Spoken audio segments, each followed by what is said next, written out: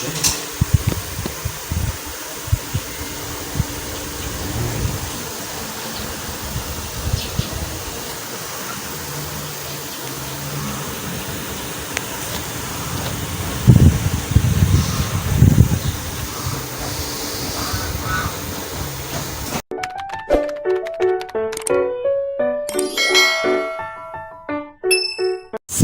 I'm going to do now, guys, I will fix that lid right there.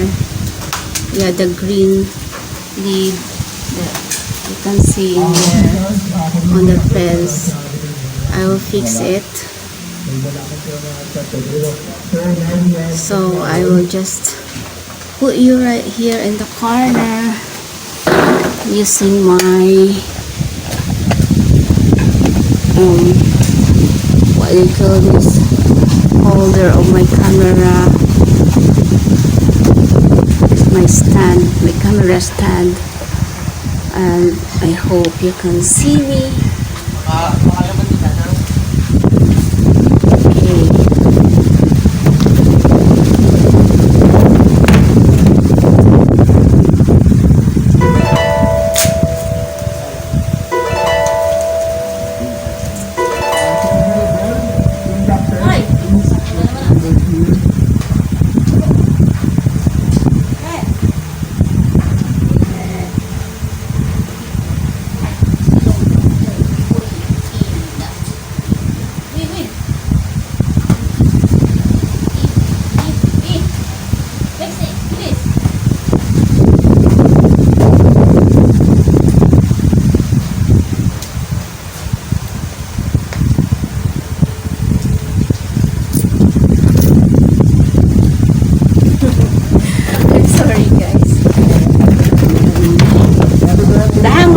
Blown by the wind, get by Felice. I just get it from her mouth. She's trying to chew it every time. It's always like that happen. Chewing everything. Okay, hold on, guys, because I'm just making sure you can see me. What I'm going to do right there outside to fix the lid that's not by the wind. So I hope you can see me there, because looks like it's dark. The camera is dark. It's not really a good camera, but it's okay.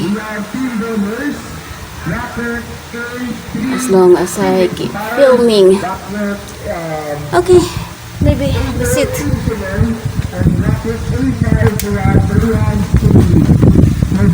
Here, I got here chair. So, looks like there's a music background, and yeah, as I repeat, looks like there's a liga in our barangay in the proper, so hopefully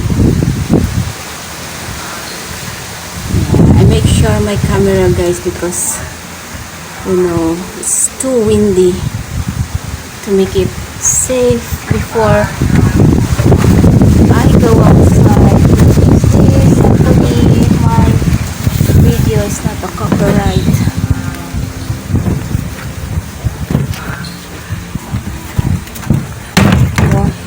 Right, I mean, so this is me.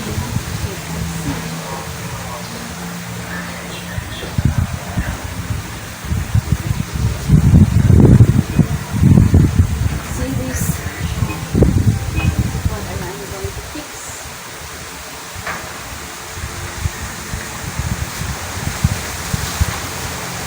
Yung tayo.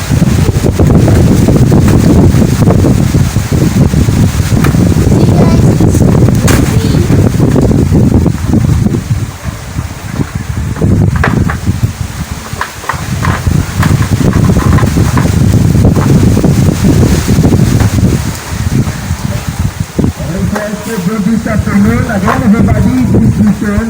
Again, everyone. At 4 p.m., we have Team Vipers versus Team Sunflower. And for again, we have Team versus Team Filipina. Again, Vipers versus Sunflower and this team versus Filipina.